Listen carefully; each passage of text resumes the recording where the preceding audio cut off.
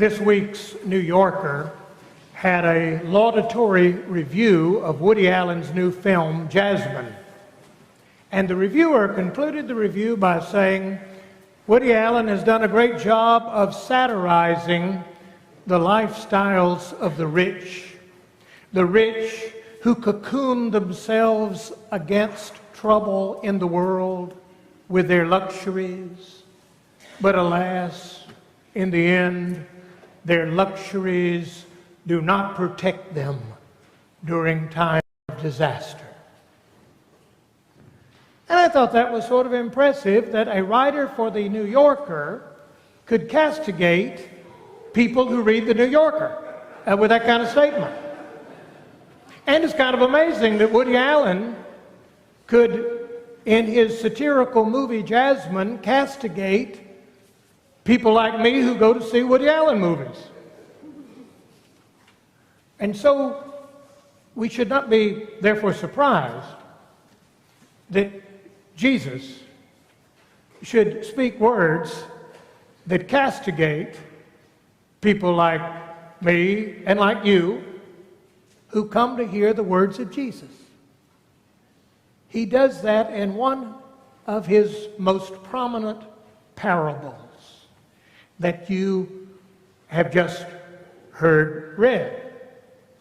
It is the parable of a man of business, a farmer, whose good business practices produce an abundant harvest. He is the beneficiary of a great, successfully executed plan of business. In fact, his harvest is so great, he doesn't have room for it in his barns.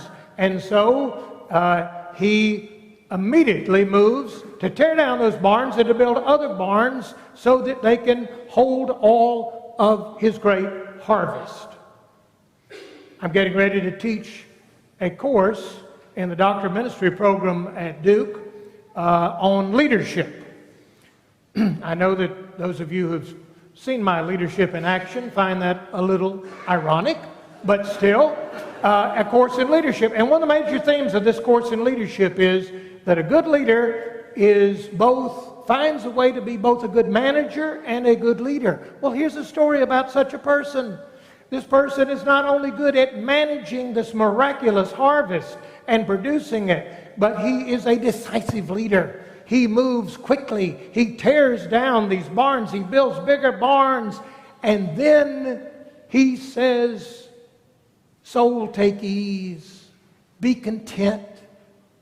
Contentment is not that often found among entrepreneurial, business-type people. But this man doesn't want more. He is content with what, soul, take ease, you've got it made. And in other words, it's a story about a noteworthy, a prudent person. And Aristotle said prudence was one of the highest moral values and one of the most difficult to teach. He is a prudent, careful, decisive, good manager person. And all would be well in this story until God shows up. And God enters the story and says but a few words. You fool. Isn't it ironic? This one that we would call an exemplar of a well-functioning economy, this one that we would say has been so successful, God calls a fool. I find it interesting. God doesn't say to him, you greedy person, you Scrooge. He doesn't accuse him of being selfish. He doesn't accuse him of being miserly. No, he says, you fool. He doesn't accuse him of breaking any financial law. He doesn't accuse him of having these big barns because of ill-gotten gain. He doesn't call him a dirty capitalistic pig. He says, you fool. And One of you wrote me after my sermon last Sunday on prayer, and you said, I really think God would be a lot easier to get along with if we could be sure that we were worshiping a non-intervening God. A dead God who never shows up and who never speaks. The story is thrown into crisis. This story of the great American dream becomes problematic only when God shows up. And God says, you fool. Now, most of the story is in monologue. I know what I shall do. I shall tear down my barns, and I shall build bigger barns, and then I will say to myself, soul, self, take it easy. It's all in monologue. I guess when you have this much money, you don't have that many friends to talk to, and so you do a lot of talking. I don't know. And then he is addressed, fool. God calls him fool. Fool, in the Greek, moros, is a technical word in Scripture, in wisdom literature. Wisdom literature loves to contrast wisdom with foolishness. You fool. I go for a yearly checkup with my financial advisor, and we look at my pension. And my advisor says, it's always wise to get together and look at your pension. And I notice he uses the word wise and wisdom a whole lot. He says, you know, it is wise that you come here and take advice from a wise financial advisor like me. It is wise that you have a mix of stocks and bonds in your pension. This is wise. And yet, God calls us fool. A fool in Scripture, you find Psalm 14, the first verse. A fool is somebody who says in his heart, there isn't any God. A fool is somebody who lives as if God isn't. A fool in Scripture is, not somebody who listens to Fox News. A fool is somebody that believes there is no higher accountability, who believes I am responsible only for me. The fool is the one who says in his heart there isn't any God. The practical atheist, something like 95% of Americans say we believe in God, but if you look at the way we live, we're kind of practical atheists. That is the fool. The fool says in his heart there is no God. And this man is called a fool. In a sense, another name for God is that word we often use, reality. God is another name for the grain of the universe, the way things run, the rules, the way things are set up by the Creator. And the fool says in his heart, none of that applies to me. I have found a way through my effort and my things to kind of build a firewall against all of that. And God calls that foolish. Who do we call foolish? Listening last week to NPR, I can mention that Tobin Penner can't stand people who refer to NPR in conversation, but he's not here today, so I was listening to NPR, and they had a great program on obesity in America, the epidemic of obesity. And the commentator said that there is a direct correlation between obesity and poverty and lack of education. And she noted it's no wonder that the two states with the highest rates of childhood obesity, Mississippi, Alabama, are also states with high poverty rates, with low education rates. She said, The trouble with uneducated parents is they buy the wrong food for their children and they pay too much for that food, and thus you have the problem of obesity. Okay. And then she said, they just don't know how to make wise decisions. But I've looked back through the Gospel of Luke, and I've counted 3 parables, almost in succession, where Jesus slams rich people as being stupid. In fact, he famously says in this gospel, I tell you, it is hard to save these rich ones. It is, how hard is it, Jesus? It's as hard as it is to shove a fully loaded dromedary through the eye of a tiny little needle. Wow, that's hard. And I have looked through this gospel, and there is not one single parable criticizing poor people. Nowhere that Jesus says the poor are foolish. It's we are the ones. And we certainly know how easy it is to slip into that lie that says Jesus was wrong. Life really does consist in the abundance of possessions. I got the pension, I got the alarm system, I got the stuff, I got the... I'm insulated. It's so easy to do that.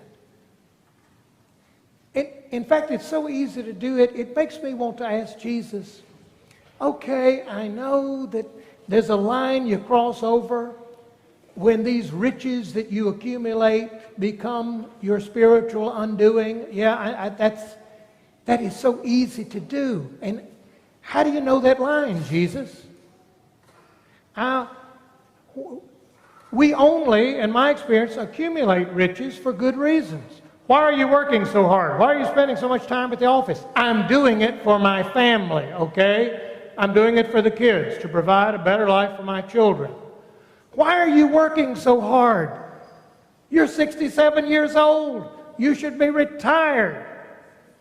And I said, not only I'm doing it for the bishop, but I say, hey, I don't want to be a burden on my children later. I'm doing it for them. There does seem to be something about self-deceit and riches that go together. Yeah, okay. But how do you know? In that fateful annual meeting with my investment counselor, he asked me, now what is your goal? We need to know your financial goals if we can devise a good investment strategy. And I said, I formed my financial goal when I was 9 or 10 years old. My mother, I grew up in a single-parent family. My mother was a school teacher, taught 12 months a year.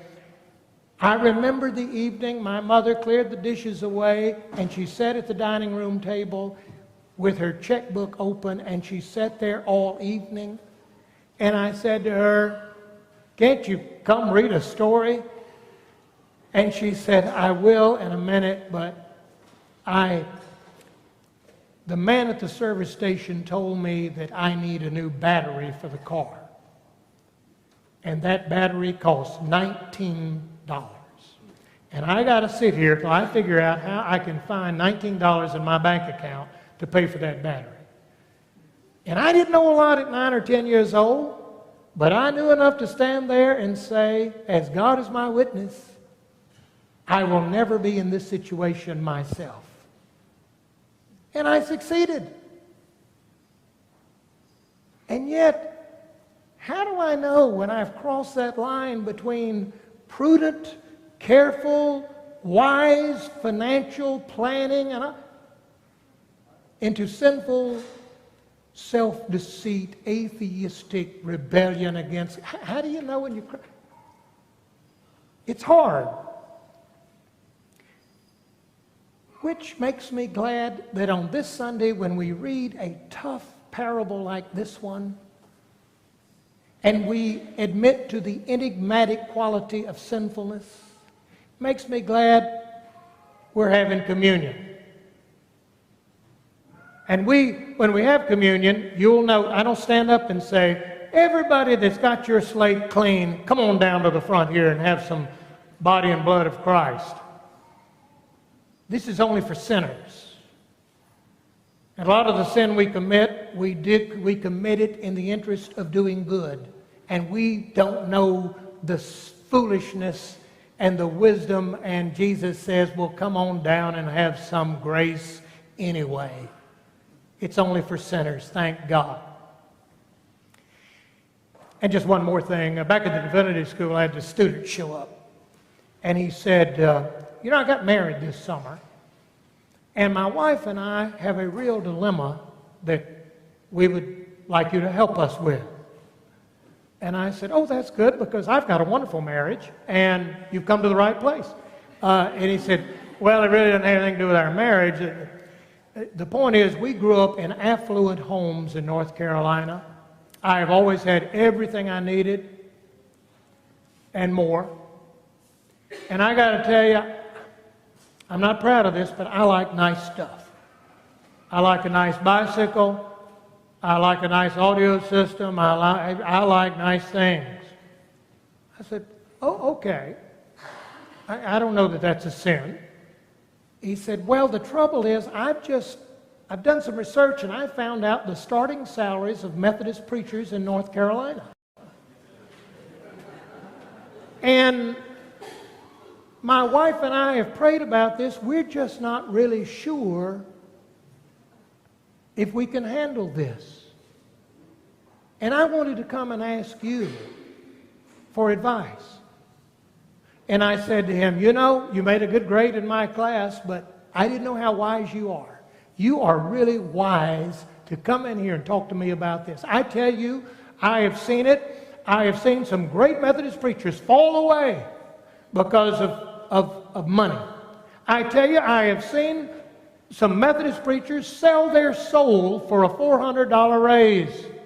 You are so wise to be thinking about this at this formative stage in your career. I tell you, there are few decisions a young clergy couple can make more important than deciding how much money it takes you to be happy and to live. This is so wise of you. And then he said, I've been looking on the United Methodist website, and I saw that last year you as a bishop made $122,000 plus housing. And I was just curious how you and your wife thought about that since you're working for Jesus. I don't remember whether he said it or I said it or God said it. But I do remember it being said, you fool.